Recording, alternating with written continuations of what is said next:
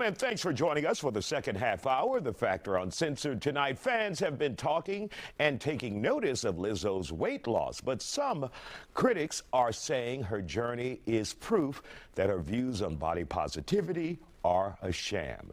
Now, the singer said, looks good, huh? Didn't like Megan Thee Stallion yet? She almost there, huh? The singer says she lost the weight with exercise and more balanced diet. Back in 2023, she said becoming skinny is not her main goal. Instead, she's doing this for a healthier lifestyle and to maintain her mental health.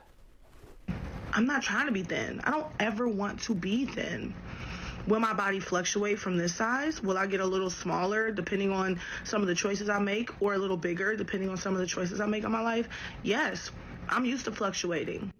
Now, tonight we ask if others in the same situation, if they can truly be happy with themselves as an overweight person. Joining us to talk about this, therapist Dr. Bernadette Smith, physical trainer Martin Wakama, owner of Lush RX, Crystal Roney Smith, and Factor producer Malia Carruthers. So, Malia, we'll begin with you because we talked about this in our editorial meeting. The question is, can someone truly be happy being plus size? I think a lot of people can truly be happy, both men and women, being plus size. However, I do feel like there are some people that are forcing themselves to be happy with it just because, you know, being big and proud is something. You don't want to be depressed all the time, but I think it's delusional of us to think that, okay, these people not happy being big. Mm-hmm. And so when we hear individuals say, I'm body positive, that is my whole goal, some people are lying about that. Yeah, some people are definitely lying. And I think a lot of people have seen it after they lose weight. It's like, yeah, I wasn't really myself when I was big and my back was wide, but now I really found myself. And that is a real thing that happens. And I think the more we be okay and tell the truth of where we're at in life, then we can get over some of these insecurities. All right, Martin, let's bring you into this conversation. When you heard the terminology and the whole campaign of body positivity, what'd you think about it? Cap.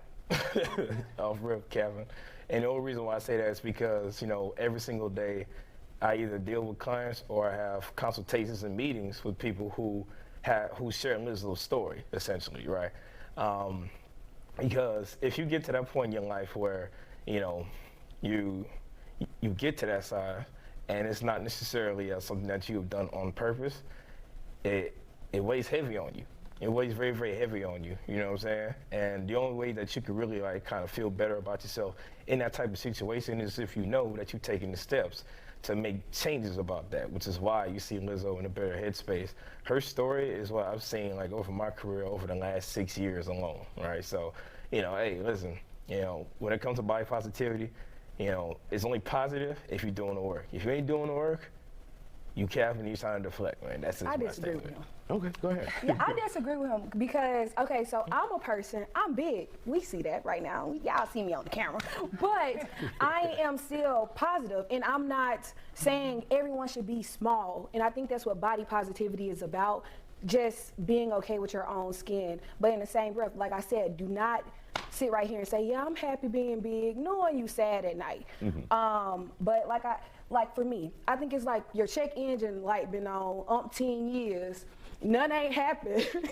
Your car's still running, and just because the check engine light on, you ain't gonna do nothing until problems start to happen. Mm-hmm. And so for me, I kind of had some health problems. Well, if I have health problems, then I'll get that check engine light checked. But I think we also have to remember that there's a duality in everything. We can say that somebody is happy and loves themselves and loves the skin that they're in while also recognizing that there might be some things that they want to change, right? So, for example, I bet you feel real good when you get your edge up, when you use it, right? Yeah, exactly. And so, like but you feel like a new person, but that doesn't then mean that when you look back and you're like, oh, I wasn't who I need to be. You just recognize, like, I can accept this part of myself, this stage in life, while also saying there is something more that I want to grow to. Now, I think to her point, we then have to look at each person individually, because what we have to recognize too is a lot of this is societal. If we lived in a different society that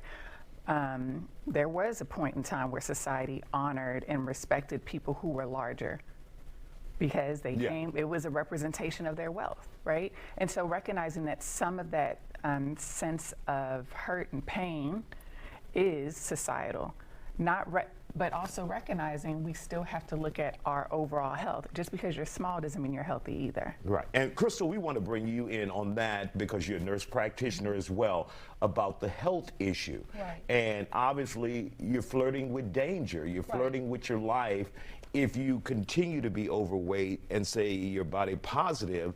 And let me just start by saying body positivity is not body acceptance.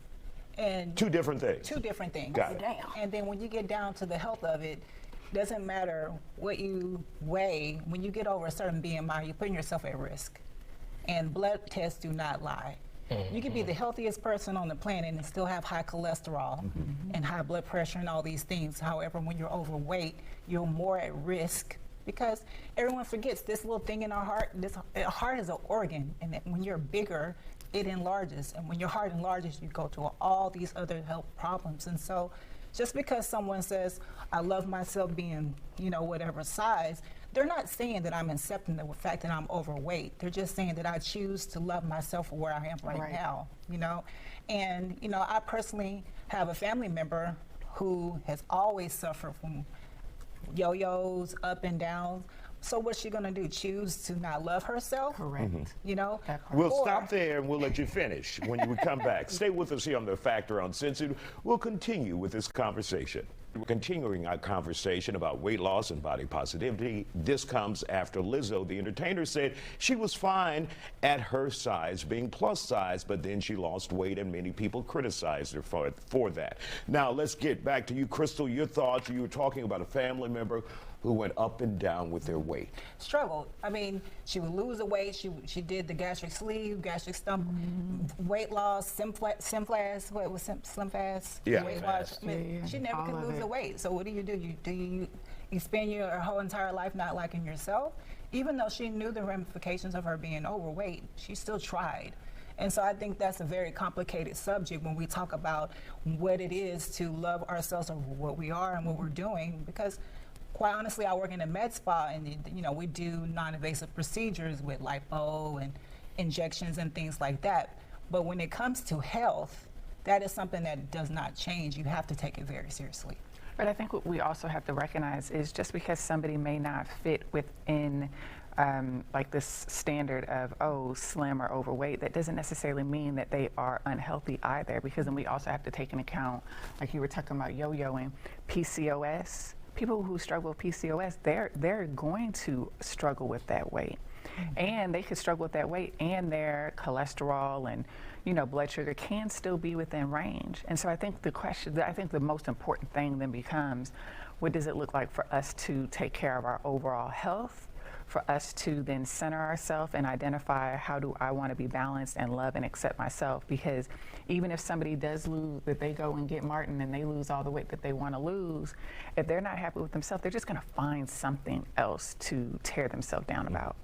And Crystal, let's talk about Ozempic and many of the products that are out there. Are you seeing an influx of people who may be plus size wanting that? And in some instances, we're hearing for some people that won't work. Yeah. Well, let me tell you, Ozempic is not all bad. Because the funny thing about Ozempic, before Ozempic, no one came in to see their PCP or a med spa. So now they're coming in, and we're finding out that a lot of them have thyroid issues, cholesterol issues, liver issues, kidney issues that they didn't even know about.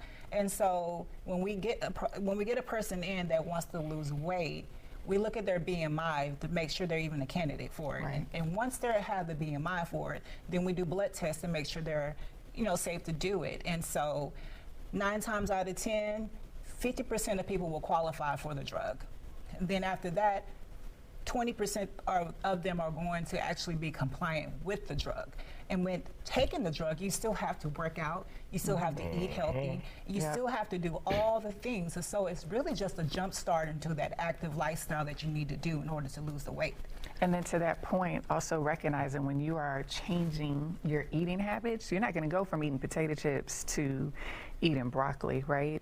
And so being able to start that process of substitution so that you can then integrate healthier foods into your daily repertoire to where it becomes more of a normal part of your life. Right. All right. So in my profession, that's kind of where I've seen like a lot of differences, right? There's people who are compliant and then those who don't. If you're not compliant, because you're not going to stay on the drug forever, number one, right? Once you get off the drug and you don't have those clean eating habits and you're not going to the gym and constantly keep on trying to like build that skeletal muscle mass in order for you to keep that metabolism going, you're going to actually add more weight back on afterwards. And I've seen this on both ends. I've seen people who are very successful. I've seen others who, didn't take advantage of getting on the drug in the first place. So it's a very thin line, but those habits still had to be intact in order for you to see any success. All right. We want to thank you all for this intriguing and very important conversation. We'll be back with more Factor in just a moment.